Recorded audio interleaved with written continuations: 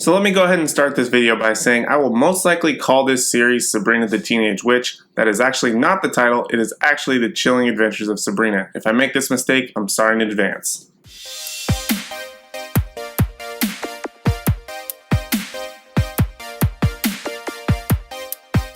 Hey everyone, The Chilling Adventures of Sabrina is Netflix's rendition of the half-witch, half-mortal Sabrina Spellman as she struggles to balance the conflicting sides of her life. Now before we get into the review of The Chilling Adventures of Sabrina, let's go ahead and do a quick little recap or brief history rather of Sabrina the character. So Sabrina the Teenage Witch was actually first introduced in Archie comics in 1962. She then had her own run of comics from 1971 to 1985, and then she also spawned other comics throughout history, as well as having her own television series, animated series, and of course the comics. Now the most famous rendition that my generation is familiar with is the Melissa Joan Hart TV series that ran from 1996 to 2003, also named Sabrina the Teenage Witch. Now this Netflix version of Sabrina is easily the darkest version of Sabrina that I've seen so far.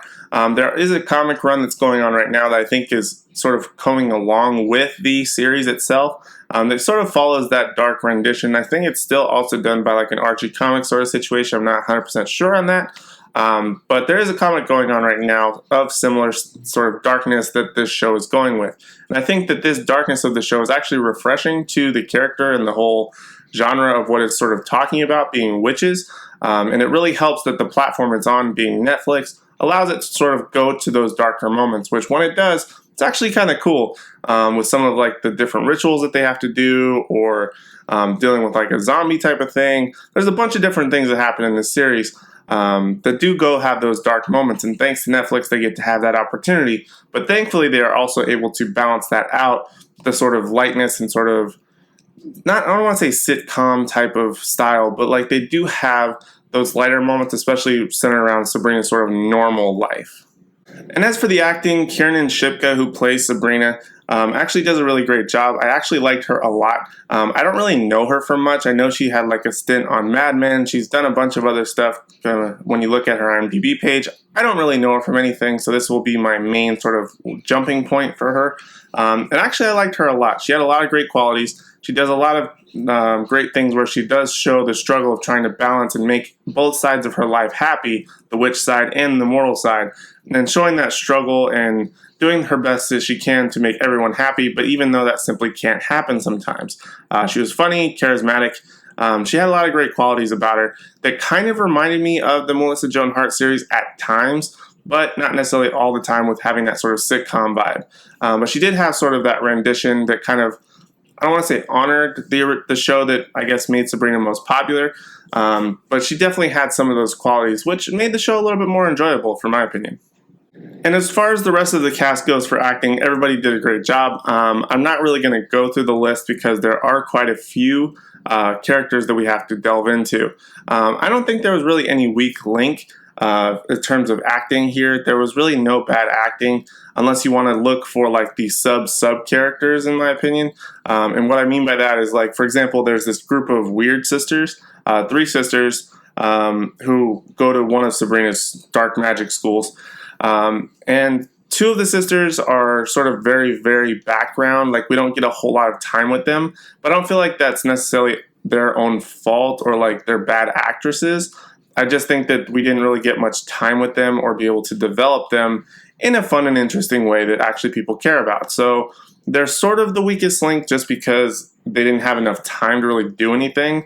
And they just didn't really get a whole lot of screen time, but everybody actually did a really great job. But I do have to say, totally off topic here, that Lachlan Watson's character, a girl by the name of Susie in the series, looks about 90% like Finn Wolfhard from Stranger Things. I just couldn't help notice that every single time she was on screen. Nothing against her or anything like that. I just couldn't stop making that comparison, but that's just totally one thing that I noticed. Now, as for the story of the show, I think it was good but not perfect. There were definitely a lot of ups and downs throughout the series, a lot of great things that really allowed things to shine, but I just felt like sometimes the pacing got a little bit rushed, especially when they were trying to figure something out within the span of an episode. There's just sort of like, especially towards the end, her sort of rush into how to fix a certain situation that happens in the series. I don't want to spoil it. it just happened very quickly over the span of like half the episode, and it just sort of had that quick resolution. It didn't necessarily take its time in telling the story, which is kind of not a great quality to have if you release a 10 episode, 1 hour each series all at the same time. And having those moments be rushed just doesn't feel like it's a good thing to have, because you had 10 hours to sort of develop this story in a sort of a long game situation. And some of those stories do take multiple episodes, which actually was kind of cool. But it just sort of rushed it at times. And when you have those 1 hour opportunities and you release everything at the same time, you clearly had enough time to sort of go back and double check. But maybe they just didn't. I don't know if that's production, writing, but I just felt like they really could have improved that and sort of given a much more in-depth story that spanned over the entire course of the show, rather than sort of rushing the ending or rushing Sabrina to solve a certain situation in her life and just sort of move on to the next thing. Now, in terms of negatives, I really think that there are very few, but the few that I did see were mostly actually just nitpicks and probably personal preference, at least on my case. And those two are two different things. The first thing being about Salem the cat. Now, Salem the cat was very popular in the Sabrina the Teenage Witch sitcom, where he was very snarky and kind of a smartass. And obviously he was a puppet. Now in this version, he's an actual cat. And actually they had the cat walk the red carpet during the premiere, which I think was really funny. But Salem just doesn't talk in this series. Now, I think that was kind of what made this sitcom so much more fun. But again, this is sort of the darker rendition of Sabrina. So maybe we don't necessarily need Salem to talk. Now, quick spoiler, there is a talking animal towards the very end of the series, which does leave me hope that Salem will talk in maybe the second season if they do get that far. I definitely hope so. The show definitely does have the power, I think, to keep going. So I think there is the opportunity, and having her be a witch and from a witch family, and having sort of that witch side of her life, maybe there's some sort of spell or something where she can have him talk or verbalize or something along those lines. So we can at least have that throwback to the Salem that we all know and love, that snarky sort of smart-ass cat. And hopefully that sort of will come across very well. I don't know if they're actually going to do it, but the opportunity is there if they do want to go ahead and add that to the show, which I think some fans were definitely missing in this series. Now for my number 2 negative, I think this is probably the biggest negative and biggest nitpick that I have for this series. It was this sort of blurring camera technique that was really, really annoying. It reared its ugly face in just about every single episode for a good majority of the episodes. So essentially what this was is, I don't know how to best describe it. It was like all the corners of the screen were very blurry or sort of out of focus, or sort of like in like this prism sort of, like looking through like a prism, if you've ever looked through like a clear prism sort of situation or glass. It just looked very weird and sort of distorted.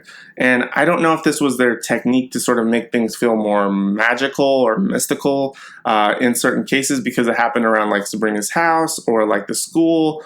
It would happen in various places that sort of just didn't quite make sense. I think that they were trying to go for that sort of, like I said, magical sort of camera view, but it just felt very off-putting. I think that also that technique did kind of help if they were trying to get viewers to focus on a specific thing in a shot, but it didn't necessarily have to be in every single shot. For the majority of what the series did, it just didn't feel like it matched with the rest of the series.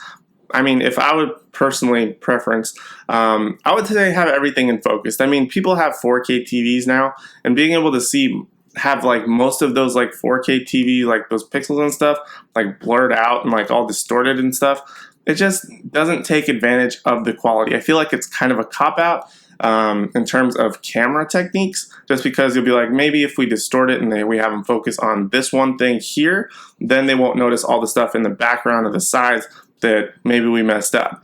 I don't know if that's just personal preference or opinion, but just that technique I did not like at all. And I've actually seen that technique in a couple of movies lately. For example, in Deadpool 2, they do use it several times in some action sequences, or like sort of to blur the background. It's kind of in early parts of the movie, but it just distorts it and it doesn't make it as much fun, especially if you want to watch something in that higher quality and catch all those little details.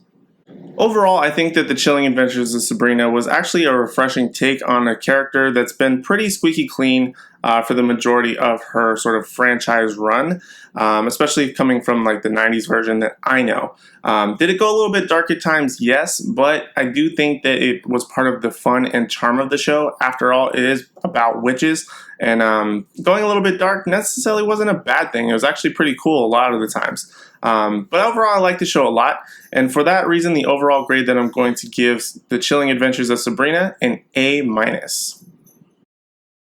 I definitely had a good time with the show, and I liked it a lot. I really would look forward to having Sabrina go on some different adventures. I mean, there are plenty of plot points that they did sort of leave open for exploration and trying to figure out what Sabrina can do, especially with balancing her sort of dark life, magical life with her normal life. There's a lot of things that sort of bled the two together. So having that delicate balance will definitely be interesting should the series be renewed, which I definitely hope it will be, especially since Netflix is cutting most of their ties with everything.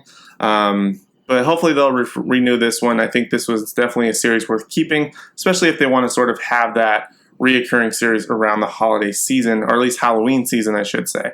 It's very fitting, and I like that a lot. So those are my thoughts on The Chilling Adventures of Sabrina. It is now streaming on a Netflix-capable device near you. I definitely recommend checking it out. It's definitely worth watching, especially if you want to binge watch something on Halloween. So definitely check it out. Other than that, that's all I have for now. Thank you guys so much for watching, and I hope to see you in the next one.